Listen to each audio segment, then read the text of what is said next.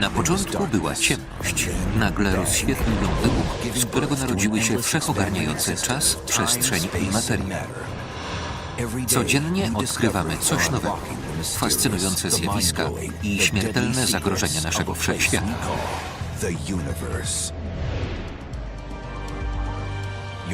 Jesteś rozbitkiem na obcej planecie. Brakuje żywności. Tlen się kończy. Pomoc jest 150 milionów kilometrów stąd. Mars to zabójcze miejsce.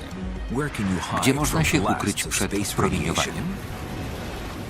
Wszyscy astronauci na zewnątrz będą narażeni na strumień jonów. Jak przeżyć burzę piaskową? Pył może przetrzeć skafander kosmiczny, a to się skończy źle. A jeśli zabraknie tlenu, to oznacza śmierć w męczarniach. Jak można przetrwać katastrofę na Marsie?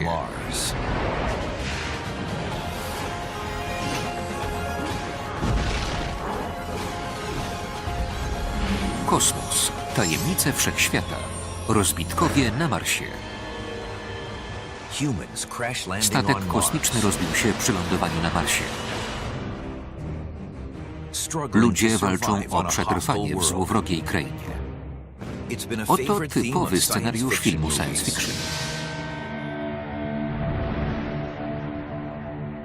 A w nich aż roi się od błędów. Jednak NASA i inne agencje kosmiczne planują wysłać ludzi na czerwoną planetę w ciągu kilkudziesięciu lat. Więc groźbę awaryjnego lądowania i walki o przetrwanie muszą traktować bardzo poważnie. Rozważmy cały plan. Wysyłamy ludzi na Marsa, w nieznane miejsce, w niezbadane środowisko. Wystarczy jeden błąd i cała misja jest zagrożona.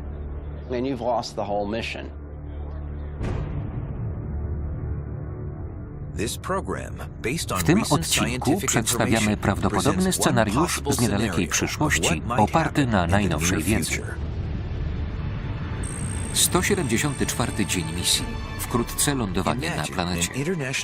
Wyobraźmy sobie, że międzynarodowy zespół wyrusza na podwój Marsa, by założyć zręby stałej bazy. W starych filmach astronauci to dzielni, zdolni i zaradni ludzie. Tu scenarzyści się nie mylą. Przy doborze małego zespołu trzeba staranniej dobrać ekipę niż przy budowie większej grupy.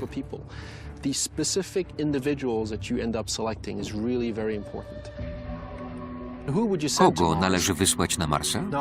Raczej nie omnibusów, którzy w niczym nie są doskonali. W takiej misji przydadzą się wybitni specjaliści z różnych dziedzin. Najważniejsza jest znajomość sprzętu. W czteroosobowej załodze umieściłbym 2 ludzi zdolnych wszystko naprawić. Poza nimi najbardziej potrzebni są geolodzy praktycy, którzy zdołają zlokalizować potrzebne kopaliny i zasoby wody.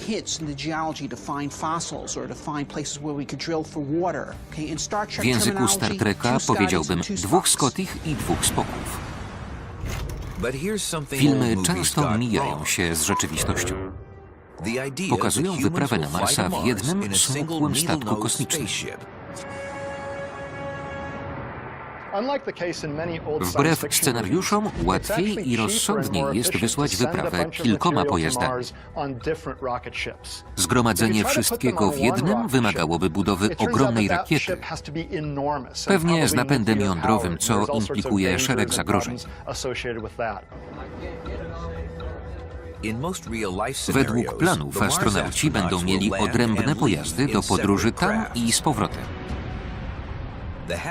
Przez 18 miesięcy pobytu na planecie będą korzystali z modułu mieszkalnego i związanego z nim pojazdu dalekiego zasięgu z kabiną ciśnieniową. Mniejszy łazik do krótszych podróży zostanie wysłany wcześniej wraz z pojazdem powrotnym.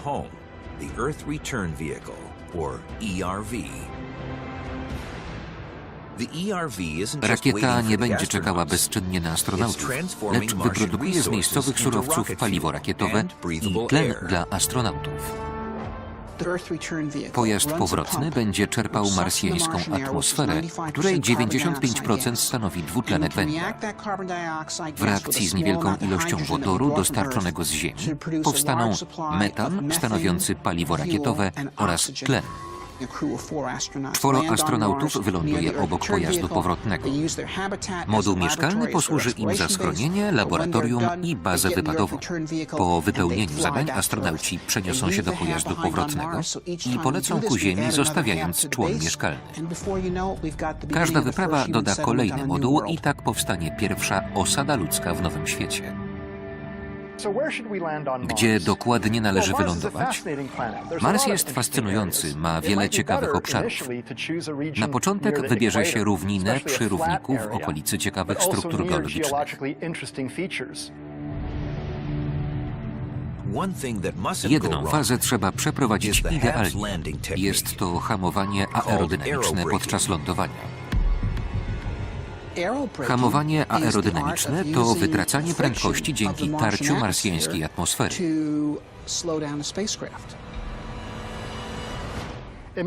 Przyjmijmy, że piłka to kabina wchodząca w atmosferę Marsa, a słupek to planeta. Mógłbym użyć silników rakietowych, by łagodnie osadzić pojazd w wybranym miejscu, tu zaznaczonym taśmą. Wymaga to jednak wiele ciężkiego i kosztownego paliwa. Można też wykorzystać atmosferę do hamowania pojazdu. Piłka powoli zwalnia. Dopiero tuż nad powierzchnią na krótko uruchamiają się silniki hamujące i rozwija nadymany spadochron, pozwalający osiągnąć wyznaczone miejsce.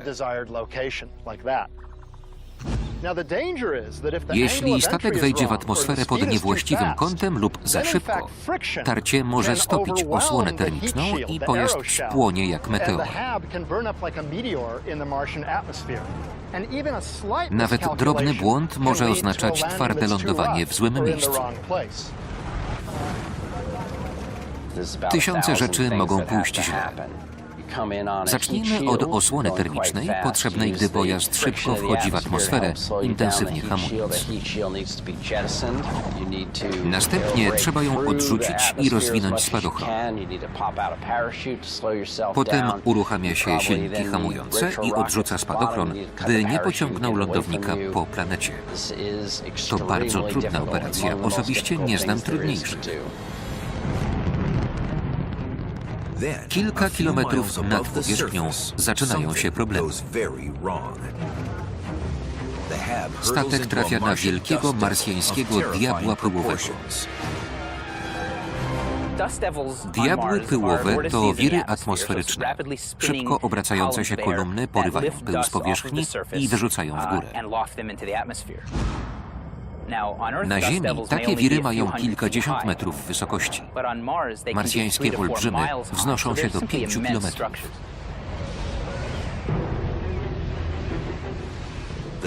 Diabeł pyłowy otacza lądownik i niebezpiecznie sprowadza go z kursu. Wszystkie obserwatoria od Teksasu po Kazachstan śledzą opadanie pojazdu. Ale Mars jest daleko. Informacje docierają z 18-minutowym opóźnieniem. Gdy Ziemia otrzymuje sygnał o zagrożeniu, lądownik już się rozbił. Ale gdzie? I czy ktoś przeżył? Podczas startu i lądowania można robić tylko jedno – modlić się. Ekspedycja na Marsa – miejsce nieznane. Astronauci przeżyli. Są gdzieś na Marsie, ale nie mają łączności. Nie mogą się porozumieć z Ziemią, a pyłowy diabeł rzucił ich daleko od celu. Lądowanie człowieka na Marsie to wielkie wydarzenie. Jedno z największych w historii. Zakończyło się jednak katastrofą. Astronauci muszą działać, nie wiedząc, gdzie są i co się stało. Słońce świeci tam 2 razy słabiej niż u nas. Nasłonecznienie marsjańskiego równika jest takie jak Norwegii czy Alaski.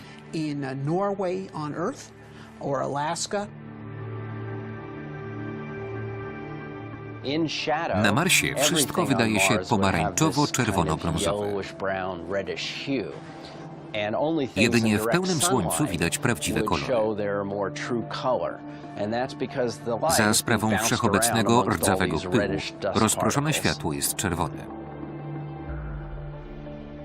Zamiast podziwiać widoki, astronauci musieliby szybko ocenić sytuację, określić położenie i znaleźć drogę do bezpiecznego miejsca. Jak obliczyć pozycję na Marsie bez przyrządów? Astronauci z XXI wieku musieliby skorzystać z pradawnej astronawigacji. Księżyce Phobos i Deimos krążą nad równikiem. Wschodzą dokładnie na wschodzie i zachodzą na zachodzie. Gdy są najwyżej, kąt między zenitem i ich położeniem wyznacza odległość od równika. Sprawdzając godziny wschodu i zachodu w tablicach astronomicznych, wyznaczy się marsjańską długość geograficzną. Wynik jest wstrząsający. Astronauci rozbili się po wschodniej stronie największej doliny w Układzie Słonecznym. Odkryła ją w 1971 roku sonda Mariner 9. Na część pojazdu nazywa się Valles Marineris. Jest kilka razy głębsza od Wielkiego Kanionu Colorado i ma rozpiętość całych Stanów Zjednoczonych. Astronauci znaleźli się setki kilometrów od celu. Są jeszcze gorsze wiadomości. Uszkodzona kabina szybko traci tlen. Nie można jej zreperować. Załodze zostało kilka dni życia.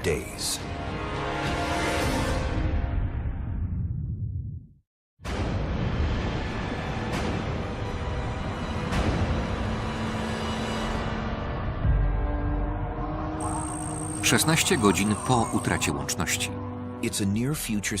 W nieodległej przyszłości może spełnić się nasz scenariusz. Pierwsi ludzie na Marsie rozbili się setki kilometrów od celu, w Wielkim Kanionie Valles Marineris.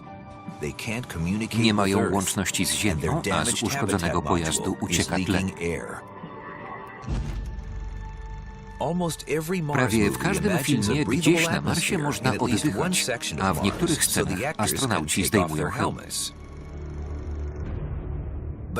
Tymczasem tamtejsza atmosfera zawiera 95% dwutlenku węgla i ma ciśnienie takie jak 30 km nad ziemią.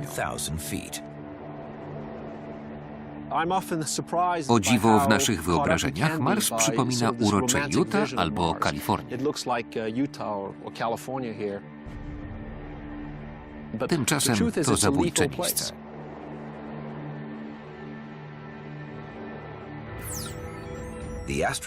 Astronauci mają jedyną szansę i nie rezygnują z niej. Montują pojazd, który ma zapas tlenu na 3 tygodnie. Łazik z kabiną ciśnieniową jest jak kamper. Można w nim mieszkać, pracować i siedzieć w krótkim rękawku. Skafandry są zbędne. Valles Marineris. Ponowne nawiązanie łączności. Łazik jest sprawny. Aparatura łącznościowa działa bez zarzutu. Astronauci meldują, że są cali. Gdy coś się zepsuje, zawsze powinna być rezerwa, która uratuje załogę. Zwielokrotnienie urządzeń jest korzystne, przynajmniej w razie awarii. Rozmowa z Marsem nie będzie przypominać porozumiewania się z wyprawami Apollo na Księżycu. Wyobraźmy sobie, że piłka to wiadomości wymieniane między kierownictwem lotu w Houston i załogą na Księżycu. Jestem bardzo blisko bazy, bo do Księżyca było tylko 400 000 kilometrów. Fale radiowe rozchodzą się z prędkością światła, 300 000 kilometrów na sekundę. Od jak się masz do dobrze mijają 3 sekundy. Można łatwo prowadzić rozmowę. Mars znajduje się przynajmniej 150 razy dalej niż Księżyc. Odsuwam się. Możemy się komunikować, ale opóźnienie jest większe. Odległość między Ziemią i Marsem wynosi od 50 milionów do 400 milionów kilometrów. Między pytaniem i odpowiedzią upłynie od 6 do 44 minut. Tyle potrwa zwykła wymiana zdań. W razie awarii nie można doradzać na bieżąco. Jest większy kłopot. Podobnie jak światło, fale radiowe poruszają się wzdłuż prostych, a Ziemia i Mars się obracają. Anteny na dwóch planetach nie zawsze się widzą. Mogą pomóc odpowiednio rozmieszczone satelity przekaźnikowe na orbicie Marsa. Przez pośredników sygnał będzie wędrował między bazami.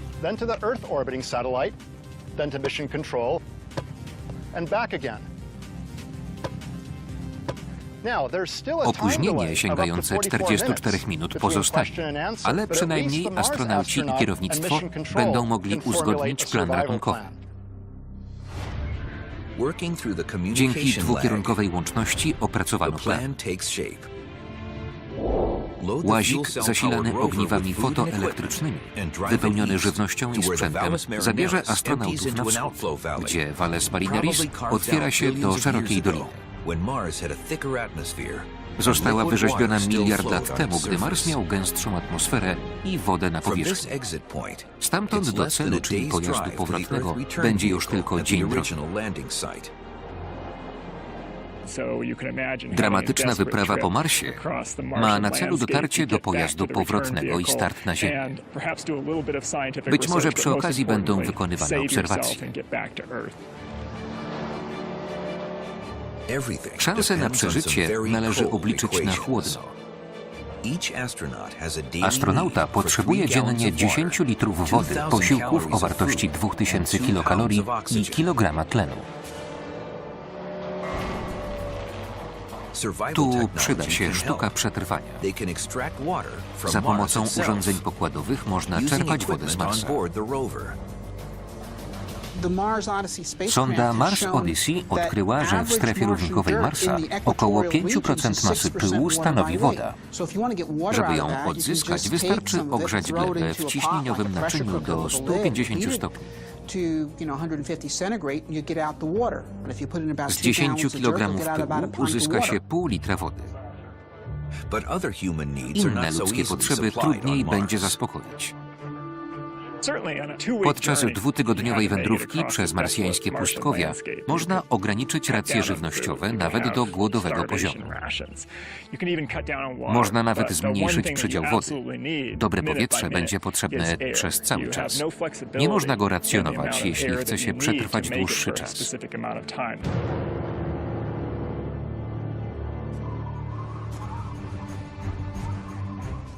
Nawet w czasie ewakuacji do statku powrotnego zapas powietrza pozwoli na krótkie wyjścia poza pojazd.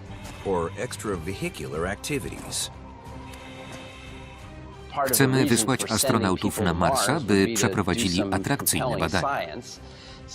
Pobrali i zbadali próbki, określili, w jakich warunkach powstały struktury geologiczne. Astronauci będą używać wielu narzędzi, od młotków, lup, po różne spektrometry i analizatory chemiczne. Będą pewnie mieli w łaziku ruchome laboratorium do badania skał.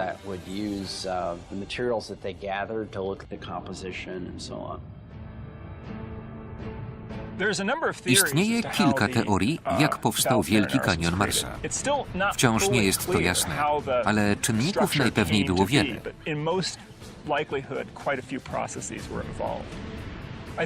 Dopiero badania na miejscu dadzą odpowiedź, jakie procesy uformowały tak złożoną formę terenu. To było coś więcej niż przypadek, nie tylko pęknięcie skorupy albo rzeka. Kolejne zjawiska następujące po sobie zapisywały kolejne rozdziały. Żeby odczytać całość, trzeba się tam udać. Valles Marineris składa się z wielu odcinków. W środkowym rozgałęzia się nawet 4 razy w równoległe jary o nierównym dnie. Wschodni skraj wygląda na strefę kataklizmu spowodowanego przez nagle spływającą wodę, która wywołała wielką powódź.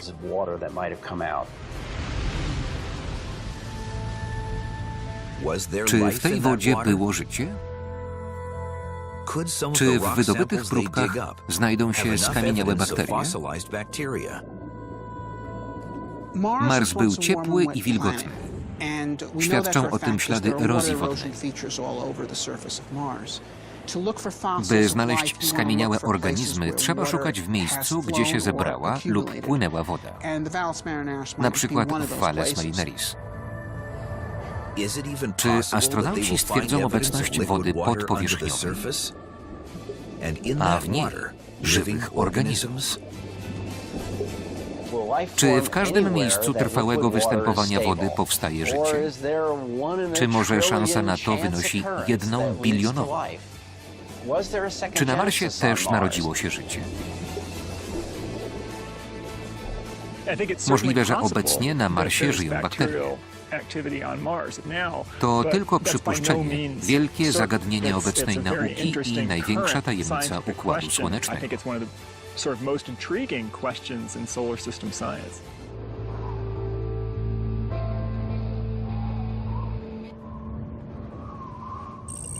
Valles Marineris. Czerwony alarm. Nagle astronauci porzucają poszukiwanie życia, by ratować swoje. Kierownictwo misji ostrzega przed groźnym rozbłyskiem słonecznym skierowanym w stronę Marsa. Rozbłysk słoneczny to potężny wybuch na niewielkim obszarze powierzchni Słońca. Wyrzucona chmura naładowanych cząstek niesie wielką energię. Strumień jest niebezpieczny dla żywych komórek. Z fal elektromagnetycznych, także rentgenowskich. Trafienie jest podwójne. Pole magnetyczne Ziemi chroni nas przed najgorszymi skutkami rozbłysków słonecznych. Na Marsie od 4 miliardów lat prawie go nie ma. Gdy na Ziemi wykryjemy rozbłysk słoneczny, nie zdążymy ostrzec ludzi na Marsie przed impulsem elektromagnetycznym, bo dotrze tam równie szybko co meldunek radiowy. Zdołamy za to poinformować o potoku naładowanych cząstek osiągającym, powiedzmy, połowę prędkości światła. W module mieszkalnym jest komora chroniąca przed promieniowaniem, ale mają do niej za daleko. Skafandry chronią astronautów przed promieniowaniem rentgenowskim, ale załoga będzie miała tylko kilka minut na ukrycie się przed strumieniem cząstek.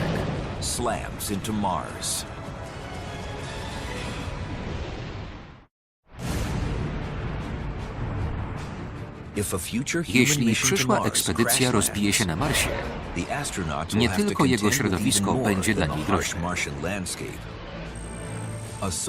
Rozbłysk słoneczny i strumień protonów będą znacznie niebezpieczniejsze niż na Ziemi. W przeciwieństwie do Ziemi, Mars nie ma pola magnetycznego, więc naładowane cząstki bez przeszkód docierają do powierzchni i mogą trafiać w astronautów.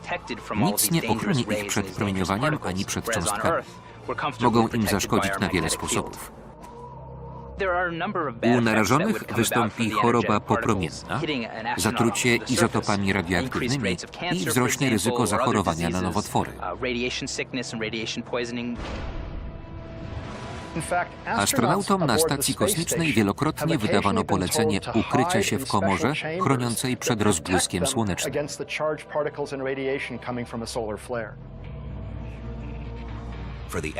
Dla astronautów w Dolinie Valles Marineris jedyną osłoną jest kabina łazika. Zamiast ekranu z ołowiu tę rolę pełnią pojemniki z jedzeniem i uboczne produkty załogi.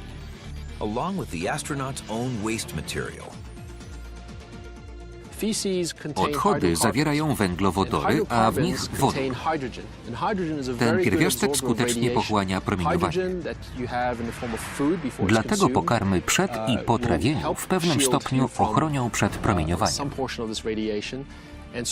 Po konsumpcji nieczystości umieści się w torebkach strunowych na ścianach wozu, by chroniły pasażerów.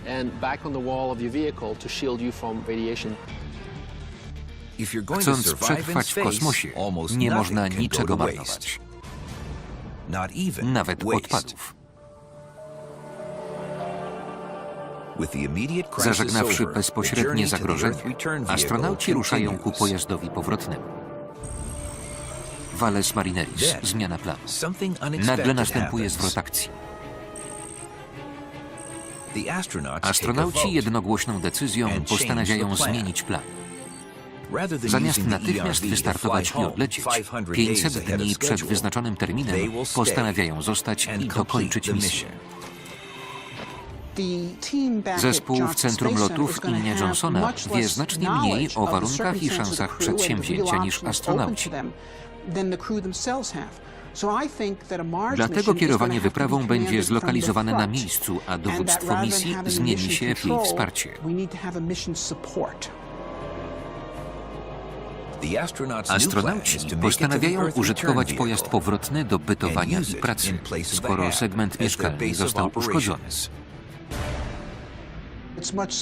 Będzie tam mniej miejsca, ale urządzenia zapewnią dość tlenu. Załoga będzie operować z pojazdu powrotnego.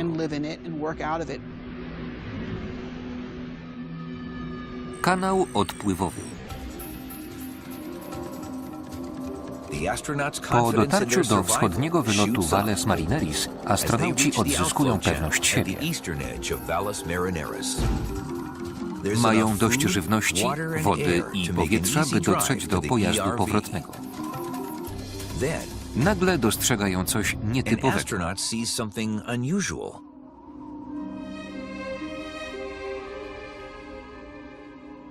Odsłoniętą warstwę skał, która wygląda na stromatolity. Na Ziemi są bakterie, które występują masowo. Ich kolonie wytworzyły skały zwane stromatolitami. To jednokomórkowa wersja rafy koralowej. Maleńkie organizmy utworzyły coś wielkiego. Właśnie tego będziemy szukać na Marsie. Ziemskie stromatolity są wskazówką, czego należy szukać na Marsie. Wytworzyły się z pokładów mikroorganizmów, z których powstały minerały krzemianowe. Trwałe makrostruktury przetrwały do dziś. Znalezienie takich śladów na Marsie dowiodłoby, że istniało tam życie.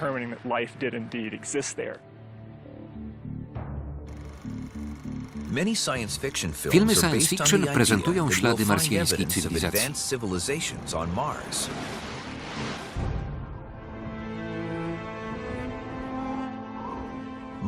Na czerwonej planecie nie ma miast ani wielkich budowli. Astronauci mogą jednak znaleźć ślady tamtejszego życia, choćby to były tylko skamieniałe bakterie.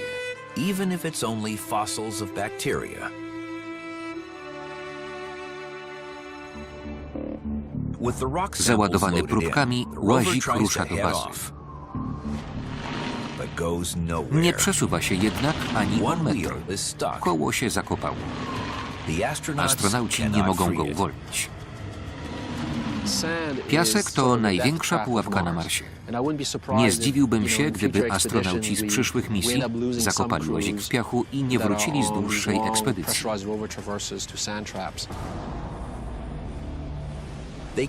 Załoga oblicza odległość do bazy. Czy zdołają dotrzeć do schronienia? Zapas tlenu w kombinezonie wystarczy na 12 godzin. A do bazy astronauci mają 30 godzin marszu. Na Ziemi łatwo zakopać się na bezdrożach, ale zawsze można wysiąść z pojazdu i oddychać. Na Marsie jest to niemożliwe. Jeżeli pojazd ugrzęźnie, można tylko czekać na śmierć.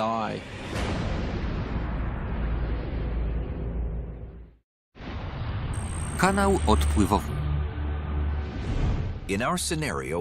W rozważaniach, co może pójść nie tak w pierwszej misji na Marsa, osadziliśmy łazik w głębokim piasku. Astronauci mają 150 km do pojazdu powrotnego. Czy czeka ich niechybna śmierć? Czy znów uratuje ich wynalazek z epoki przedindustrialnej?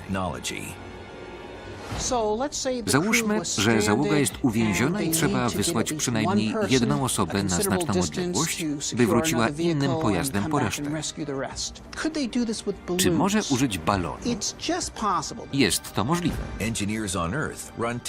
Na Ziemi przeprowadzono próby, czy balon zdoła przenieść astronautę nad pustynią do bazy.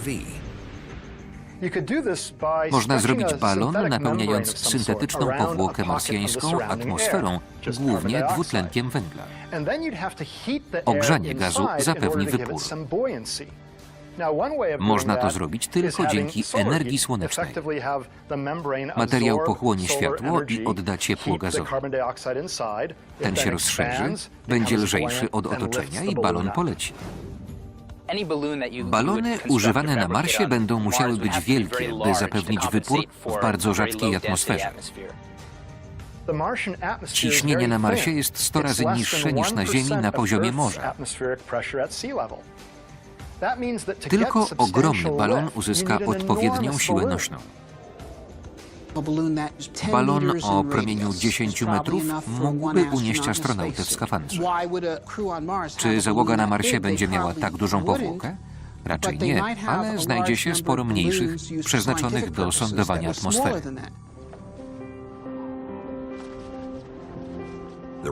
Załoga wdraża ryzykowny plan.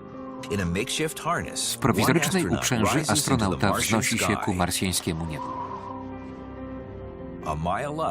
Na wysokości kilometra wiatr porwie go ku bazie z prędkością 100 km na godzinę. Na Marsie wiatry w dolnej części atmosfery wieją przeważnie z zachodu na wschód. Właśnie w tym kierunku mamy polecieć. Plan ma jedną wadę. Trudno skierować balon wprost do celu. Jednak można wylądować w zasięgu krótkiego marszu i przy odrobinie szczęścia dotrzeć do pojazdu powrotnego.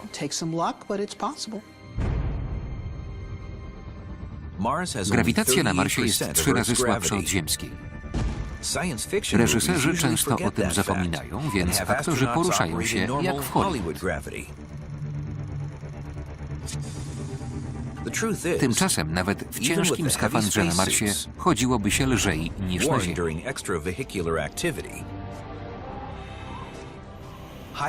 70-kilogramowy astronauta i 90-kilogramowy skafander to razem 160 kg. Na Marsie obciążenie piechura wyniesie tylko 38% wartości na Ziemi, jakieś 60 kg, więc chodzenie po Marsie w skafandrze będzie łatwiejsze niż boso po Ziemi.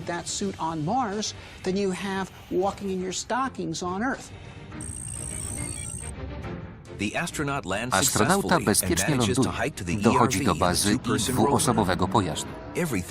Wszystko się układa. Jeden z astronautów wsiada do otwartego łazika, wraca do zakopanego pojazdu kabinowego, odwozi pierwszego astronautę do bazy i wraca po kolei.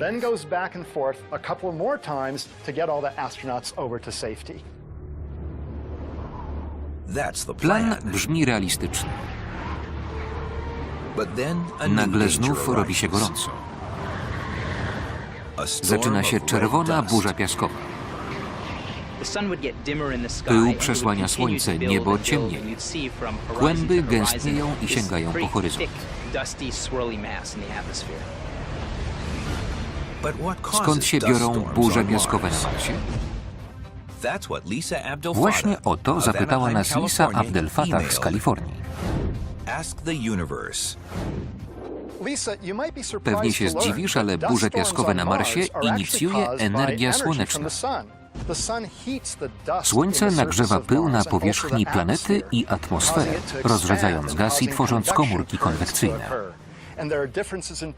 Powstaje różnica ciśnień, stąd bierze się wiatr. Wzrost ilości pyłu w atmosferze gwarantuje szybsze nagrzewanie, wzrost różnicy ciśnień i gwałtowne burze. Pył na Marsie jest bardzo niebezpieczny i to z wielu powodów. Nie obrobiła go woda, więc zamiast być okrągły i delikatny, jak na naszych plażach, ma ostre, poszarpane krawędzie. Maszerując, astronauci wzbijają pył, a drobinki wciskają się wszędzie. Z czasem wskutek tarcia przy ruchach rąk i nóg drobinki przecierają skafander. Pył może osłabić materiał kosmicznego stroju, a to się skończy źle. Mimo niebezpieczeństw, astronauta ruszył małym łazikiem z zapasem tlenu w środek burzy. Przywoził kolejnych kolegów do pojazdu powrotnego.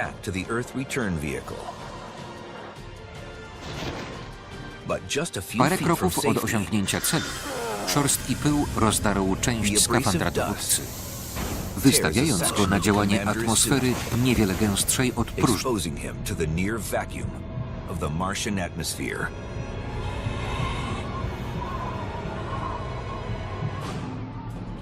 Przy rozszczelnieniu następuje spadek ciśnienia i astronauta ma tylko parę sekund, by zrozumieć, co się dzieje.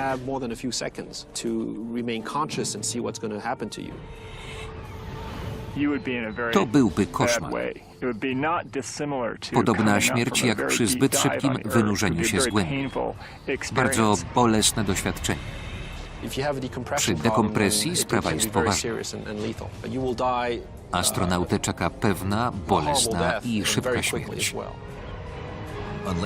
Jeśli załoga nie zdoła go uratować, dowódca zostanie pierwszym pochowanym na Marsie.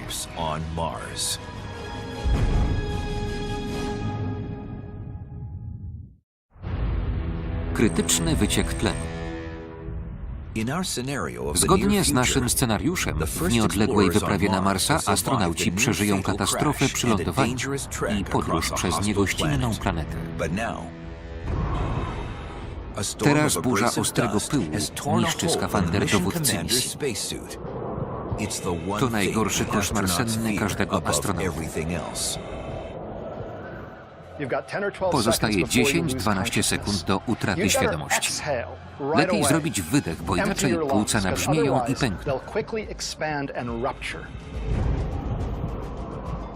12 sekund po rozdarciu skafandra dowódca traci przytomność.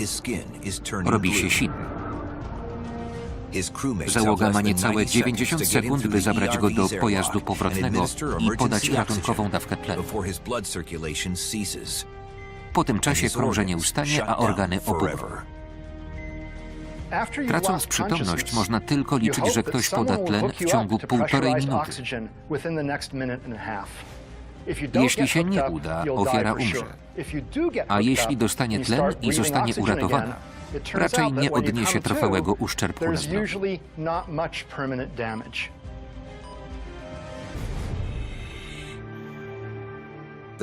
Dowódca o włos unika śmierci. Mimo obrażeń wróci do pełni.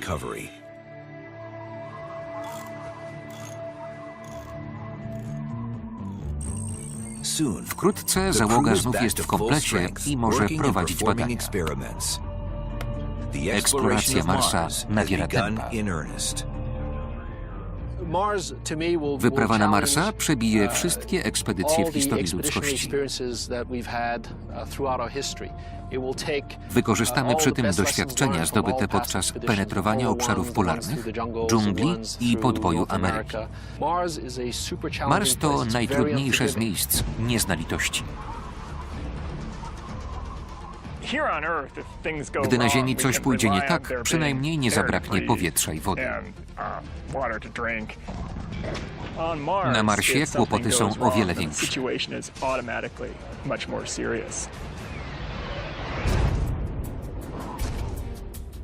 Astronauci już dziś dostosowują się do czerwonej planety. Wzorem polarników chronią się przed ujemnymi temperaturami i niczym badacze pustyni przed wszędzie wciskającym się piaskiem.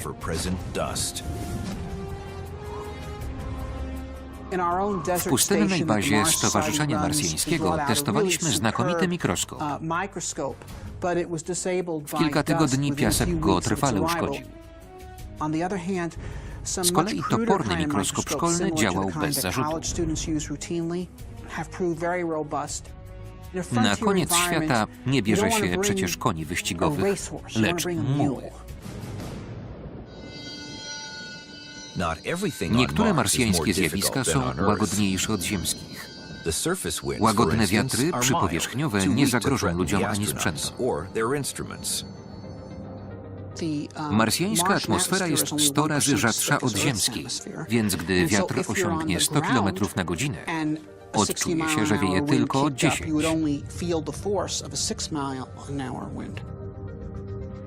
Oto anemometr do badania prędkości wiatru. Proste urządzenie. Wiatr uderza w łopatki, wprawiając wiatraczek w obroty. Ich częstość określa prędkość wiatru. To prosty wynalazek z XIX wieku, wzbogacony o wyświetlacz cyfrowy. Zobaczmy, czy coś tu zawieje. Mamy podmuch. Na Marsie atmosfera jest znacznie rzadsza. Na wiatromierz napiera o wiele mniej cząsteczek gazu. Wiatr o prędkości 30 km na godzinę wywoła taki skutek jak ziemski o prędkości 3 km na godzinę. Teraz ledwie muska włosy. Żeby zaobserwować taki efekt na Marsie, wiatr musiałby wiać 110 km na godzinę z prędkością huraganu. Astronauci nie tylko dostosują się do Marsa. Będą czerpać wodę spod jego powierzchni i uprawiać rośliny w jego glebie. Na Marsie z roślin jadalnych najlepiej będą rosnąć te liściaste, na przykład sałata.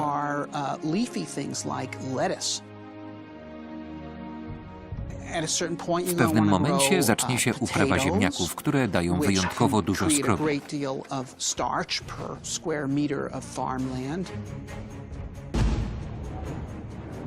Rok temu 4 ludzi na Marsie walczyło o przetrwanie. Teraz ożywiają tę planetę. To dopiero początek.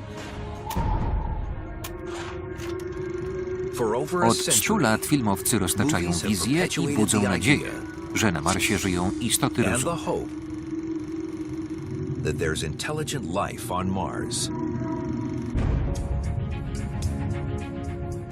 Jeszcze nie teraz. Kiedyś pod koniec wieku Ziemianin i Ziemianka spłodzą pierwszego Marsjanina. Pierwszego z wielu. My będziemy Marsjanami. To dopiero w przyszłości. Na razie pierwsza misja dobiega końca. Rozpoczęcie powrotu na Ziemię. Mars i Ziemia są w dogodnym położeniu do startu do domu.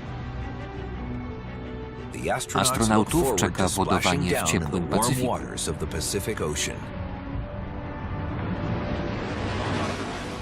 Lecąc ku błękitnej kuli przez czarne, rozgwieżdżone niebo, minął inny statek lecący w przeciwną stronę.